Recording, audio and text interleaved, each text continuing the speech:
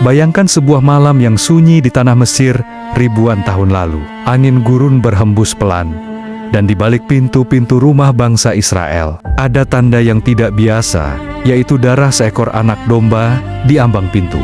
Malam itu bukan malam biasa, itu adalah malam ketika hidup dan mati dipisahkan oleh sebuah tanda ketaatan. Ketika tulah terakhir melanda Mesir, maut melewati setiap rumah.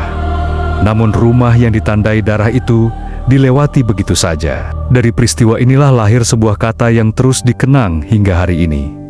Paskah.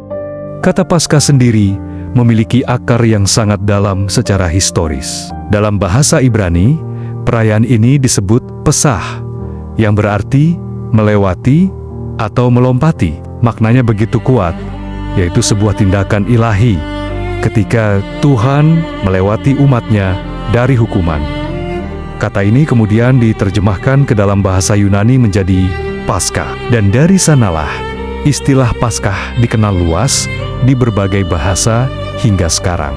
Jadi sejak awal, Paskah bukan sekadar nama perayaan, melainkan sebuah pernyataan tentang keselamatan, tentang bagaimana kematian bisa berlalu begitu saja ketika ada perlindungan dari Tuhan. Peristiwa itu menjadi titik balik bagi bangsa Israel.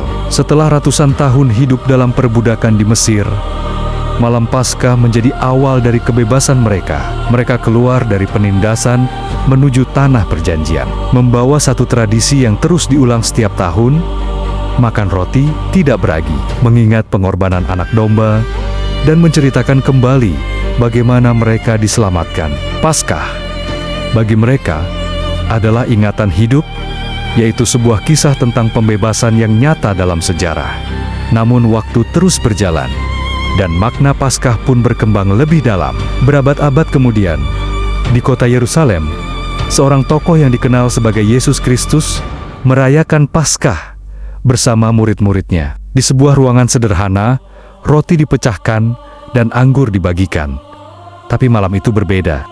Kata-kata yang diucapkan memberi makna baru yang jauh lebih luas. Paskah tidak lagi hanya berbicara tentang pembebasan dari perbudakan fisik, tetapi tentang pembebasan manusia dari dosa dan kematian. Tak lama setelah perjamuan itu, Yesus disalibkan. Harapan seakan runtuh. Namun 3 hari kemudian, sesuatu yang melampaui logika manusia terjadi, yaitu Ia bangkit. Dari sinilah Paskah dalam iman Kristen menemukan puncak maknanya. Kebangkitan bukan sekadar peristiwa ajaib, tetapi sebuah simbol kemenangan.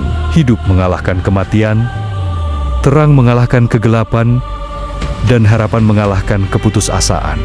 Menariknya, akar sejarah Paskah tetap tidak berubah.